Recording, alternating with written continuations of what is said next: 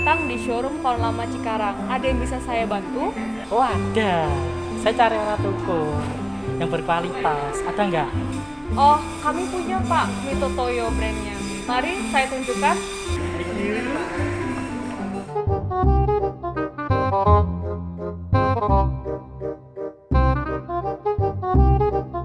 Maaf Pak, kalau boleh tahu untuk alat ukur apa saja yang Bapak sedang cari? Saya tuh cari alat ukur yang panjang, besar, kuat, dan tahan lama. Ada? Ada Pak. Ini ya Pak alat ukurnya kaliper, mikrometer, dial, dan depth gauge. Iya, betul. Baik Pak, akan saya coba ambilkan.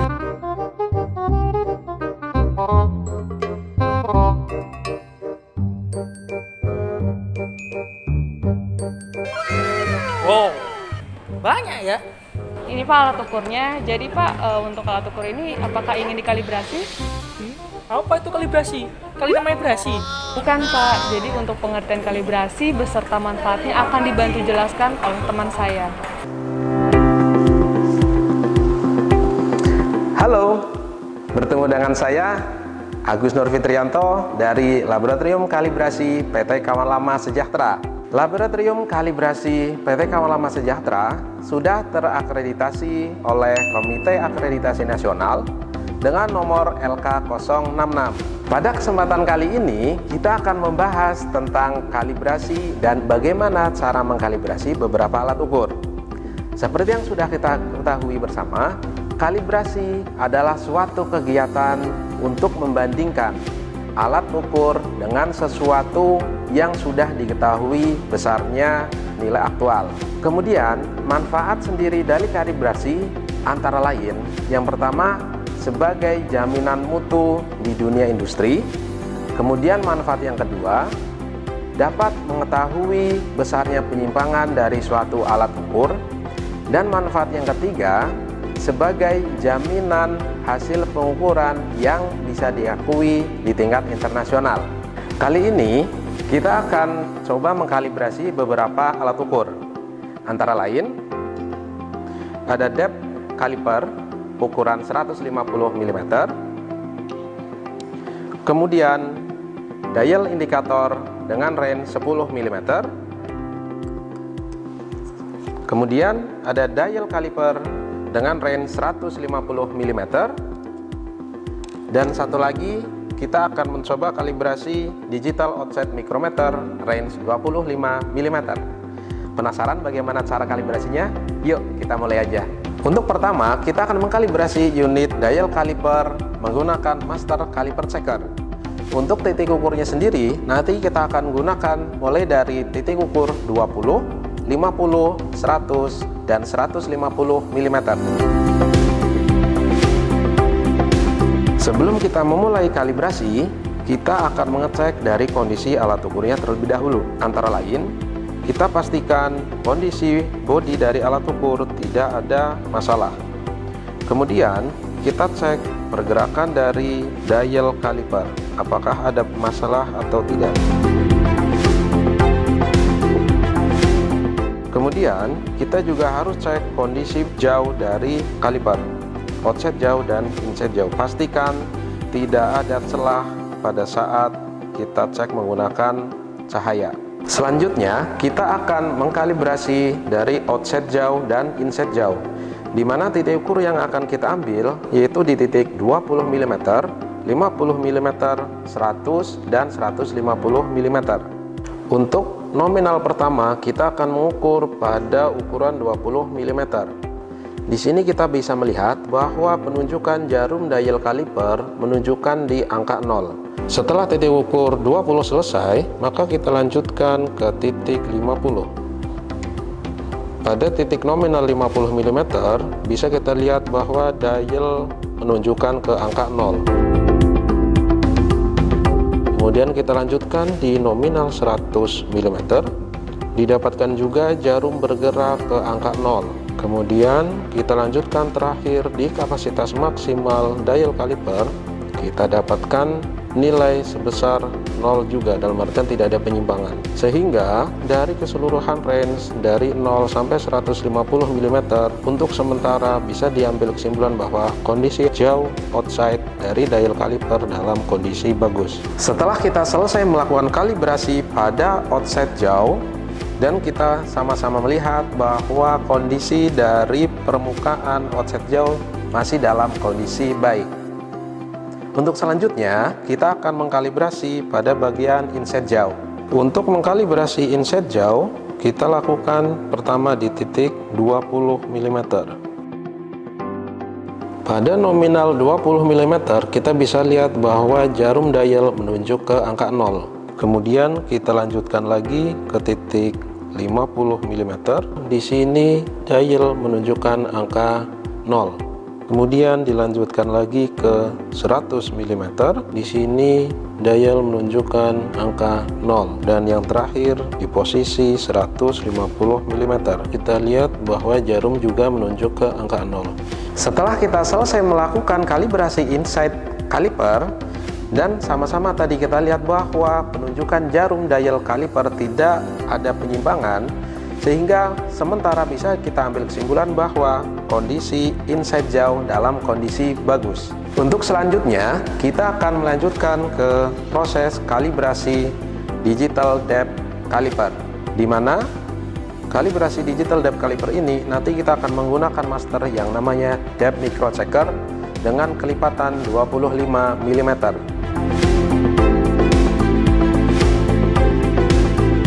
Sebelum kita melakukan kalibrasi, seperti biasa kita cek terlebih dahulu kondisi dari alat ukur, meliputi kondisi permukaan dari alat ukurnya sendiri. Kemudian kita cek pergerakan dari display alat ukurnya, apakah ada error atau tidak. Kemudian dilanjutkan lagi kita cek kondisi dari muka ukur alat ukurnya. Apabila dirasa beberapa komponen tersebut tidak ada masalah, maka kalibrasi bisa kita lanjutkan. Langkah pertama, kita cek dulu di titik 0 untuk setting alat terlebih dahulu. Kemudian baru kita lanjutkan kalibrasi di titik ukur 25 mm. Kemudian kita lanjutkan lagi di titik ukur 50 mm. Kemudian kita lanjutkan lagi di titik ukur 75 mm. Kemudian dilanjutkan lagi di titik ukur 100 mm.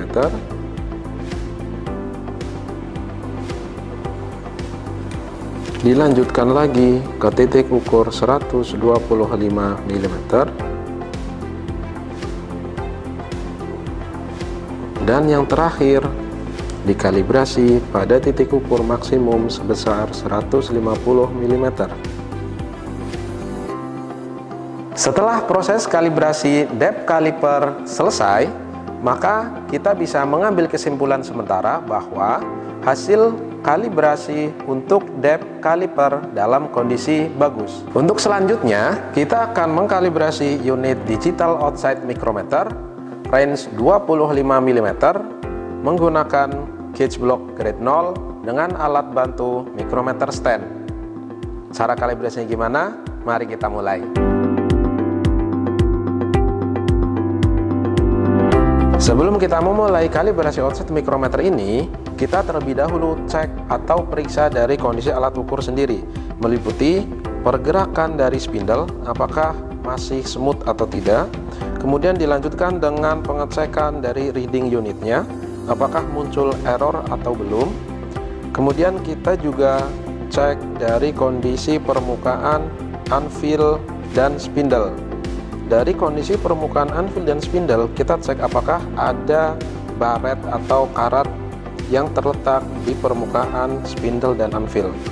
Apabila kondisinya tidak ada yang bermasalah, maka proses kalibrasi bisa kita lanjutkan.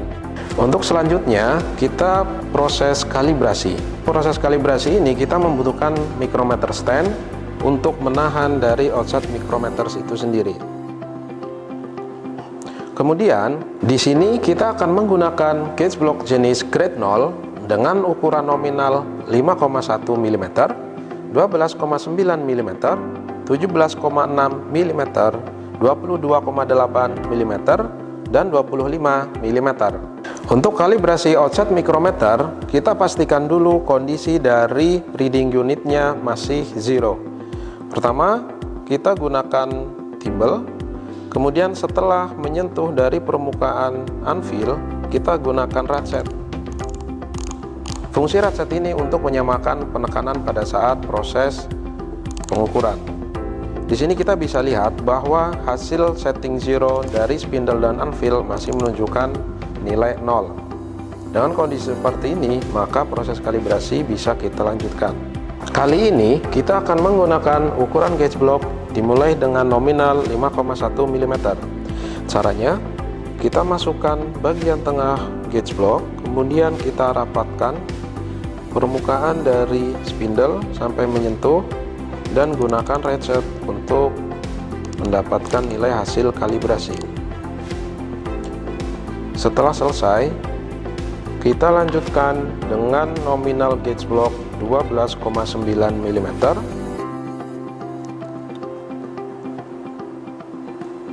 Kita taruh gauge block di bagian tengah spindle.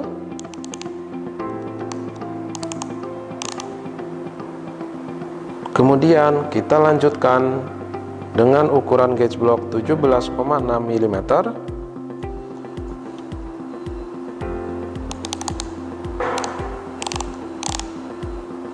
Kemudian kita lanjutkan lagi dengan gauge block ukuran 22,8 mm.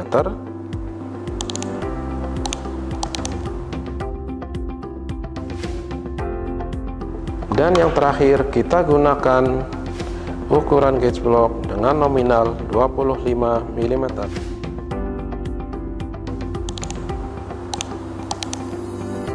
Dari hasil kalibrasi yang sudah kita lakukan untuk digital offset mikrometer 25 mm, bisa kita ambil kesimpulan sementara bahwa kondisi alat ukur masih dalam kondisi bagus. Untuk selanjutnya, kita akan mengkalibrasi unit dial indikator dengan range 10 mm dengan resolusi 10 mikron. Dial indikator ini nanti kita akan kalibrasi menggunakan dial gauge tester dengan tipe 170 dengan kapasitas maksimum 25 mm.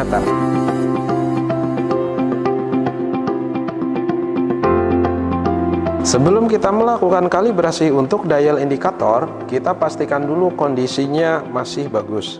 Dengan cara pastikan kondisi bezel tidak ada retakan, kemudian bentuk dari jarum tidak bengkok, dan pada saat spindle kita tekan, kemudian kita lepaskan lagi, dia kembali ke posisi semula. Untuk melakukan kalibrasi, kita letakkan dial indikator di stand calibration tester. Setelah dial indikator terpasang, maka langkah selanjutnya kita setting jarum dial indikator mendekati angka 0. Untuk selanjutnya kita lakukan setting zero.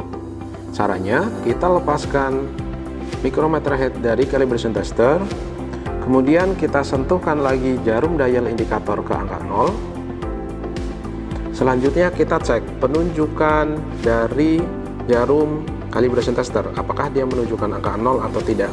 Bila mana tidak menunjukkan angka 0, maka calibration tester kita setting, kita atur sampai mendekati angka 0. Untuk kalibrasi dial indikator, kita posisikan jarum dial indikator di posisi 1 mm. Seperti ini. Kemudian kita lihat penunjukan dari calibration tester menunjukkan nilai 0. Berarti disimpulkan bahwa dial indikator tidak memiliki penyimpangan. Untuk selanjutnya, kita akan mencoba mengkalibrasi di titik ukur 5 mm. Maka jarum dial indikator kita pastikan berada di posisi 5 mm. Untuk selanjutnya, kita akan melihat hasil pengukurannya atau hasil kalibrasinya pada penunjukan calibration tester. Di posisi ini, calibration tester menunjukkan nilai sebesar 0. Sehingga diambil kesimpulan bahwa dial indikator pada titik ukur 5 mm tidak ada penyimpangan. Titik ukur kalibrasi selanjutnya saya posisikan pada maksimum range, di mana titik ukur yang kita ambil sebesar 10 mm ditunjukkan dengan jarum dial indikator menuju ke angka 0 dan jarum kecil menunjuk ke angka 0 atau 1 putaran. Setelah jarum indikator menuju ke angka 0, maka kita bisa melihat hasil kalibrasinya yang ditunjukkan di calibration tester. Di calibration tester ditunjukkan nilai di posisi 0, sehingga bisa diambil kesimpulan sementara bahwa dial indikator pada titik ukur 10 mm tidak memiliki penyimpangan. Setelah kalibrasi dial indikator pada langkah naik selesai, maka kita lanjutkan dengan proses kalibrasi dial indikator pada langkah turun. Caranya, kita lepaskan plunger dari dial indikator, kemudian kita tentukan titik ukur yang akan kita ambil. Misalnya pada kesempatan kali ini saya coba mengambil di titik ukur langkah turun atau langkah mundur di 5 mm. Kemudian hasil kalibrasinya kita bisa melihat di penunjukan calibration tester. Pada calibration tester menunjukkan nilai pada posisi 0. Hal ini bisa diambil kesimpulan bahwa kondisi dial indikator untuk langkah turun pada posisi 5 mm tidak ada penyimpangan. Kemudian pada langkah turun selanjutnya saya coba mengambil titik ukur pada posisi 1 mm. Kemudian pada calibration tester menunjukkan nilai sebesar 0 mm. Berarti bisa diambil kesimpulan sementara bahwa pada langkah turun di posisi 1 mm dial indikator tidak memiliki penyimpangan. Selanjutnya kita posisikan lagi di posisi 0 mm. Pada posisi 0 mm dial indikator, hasilnya kita bisa lihat di penunjukan skala calibration tester, di mana hasil penunjukan calibration tester menunjukkan angka nilai sebesar 0 mm. Berarti bisa kita ambil kesimpulan sementara bahwa dial indikator pada posisi langkah turun 0 mm tidak memiliki penyimpangan. Setelah dial indikator kita selesai dikalibrasi dan kita bisa melihat sama-sama hasil kalibrasinya, di mana untuk beberapa titik ukur yang kita jadikan sebagai sampel tidak menunjukkan adanya penyimpangan dari dial indikator, maka bisa kita ambil kesimpulan sementara bahwa dial indikator masih dalam kondisi bagus. Kawan Lama juga memiliki layanan jasa kalibrasi yang sudah terakreditasi oleh Komite Akreditasi Nasional dengan nomor LK066. Apabila Bapak Ibu memiliki alat ukur yang sudah detect out of tolerance, kami juga memiliki layanan jasa setting alat ukur yang bisa Bapak Ibu temui di seluruh cabang service center Kawan Lama. Apabila Bapak Ibu memiliki pertanyaan lebih lanjut tentang kalibrasi Kawan Lama, bisa menghubungi sales atau bisa menghubungi juga nomor yang ada di bawah ini. Demikian video tentang kalibrasi, semoga bermanfaat. Sampai jumpa. Nah, sekarang Bapak sudah tahu kan pengertian kalibrasi dan manfaatnya itu apa. Dan untuk informasi saja Pak, bahwa PT Kawan Lama Sejahtera menerima jasa untuk kalibrasi yang sudah tersertifikasikan. Oke deh, saya mau sekalian dikalibrasi, tapi ada bonusnya ya. Nomor WA-nya dong. Ini Pak, untuk alat ukurnya terima kasih telah berbelanja di Kawan Lama. Semoga Bapak puas ya. Mari Pak. Terima kasih. Iya Pak. Bye-bye.